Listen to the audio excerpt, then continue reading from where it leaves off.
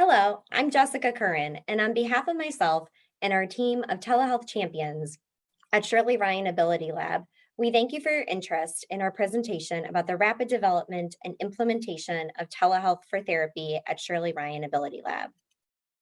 This is our outpatient orthopedic clinic at our flagship location. In March of 2020, our clinic needed to respond to the sudden decrease in demand for in-person visits due to the rapidly evolving and unclear public health emergency of the COVID-19 pandemic. We recognized an impending gap in care, so a team of telehealth champions formed to pursue options for providing safe and effective therapy virtually. Our objectives included collaborating with departments across SRA Lab, rolling out a telehealth for therapy service line across the organization, and then modifying telehealth as needed.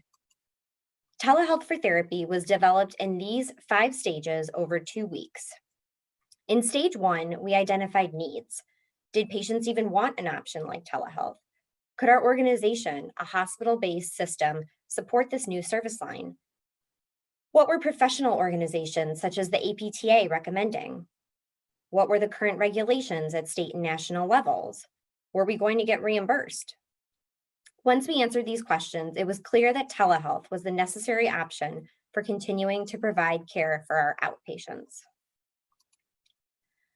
The web diagram depicts how our clinic collaborated with departments throughout SRA Lab to create the policies and processes needed to provide quality telehealth.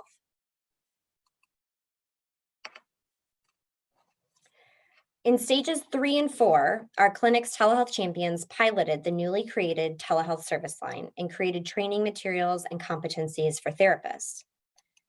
This table illustrates that telehealth was created and piloted by our outpatient orthopedic clinic, circled in orange. And then in stage 5, telehealth was rolled out across the organization, including neurological outpatient locations, day rehab sites, and our pain management center.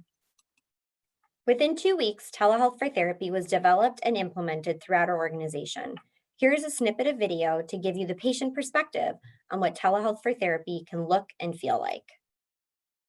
Hi, Maggie. Welcome to LeaRRn Ability Lab Telehealth Physical Therapy. How are you?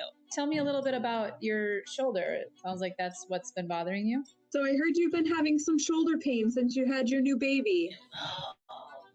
There it is. Yes, what a cutie.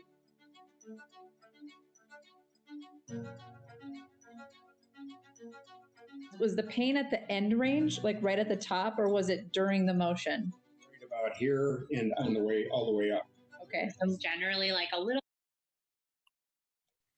This graph depicts how telehealth, identified in orange, allowed outpatient to continue treating patients when the demand for in-person visits dropped to nearly zero in April and May of 2020. June saw the start of a steady rise of in-person visits, and since August, 15% of patients have continued to choose telehealth for how they participate in therapy. We developed a 53-item telehealth patient satisfaction survey to capture qualitative information and make operational improvements for telehealth. This survey is now part of an IRB-approved study. Preliminary data from about 200 participants includes responses such as 92% rated the care they received via telehealth as good or very good. 70% said they were likely to continue telehealth after the COVID-19 pandemic. Patient-reported benefits of telehealth included not having to travel, improved attendance, and improved compliance with their home exercise program.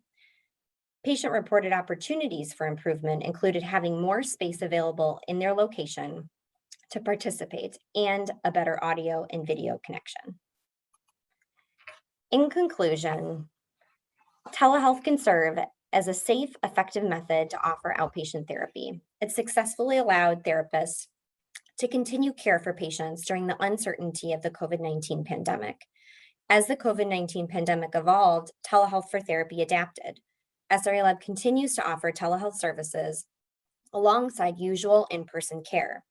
Some patients have benefited from using telehealth as an adjunct to their in-person care. The future of telehealth will depend on some external factors, but based on the impact we've seen telehealth make and the patient feedback we've received, we believe telehealth will have a role in therapy beyond the COVID-19 pandemic. Thank you, and I look forward to your questions.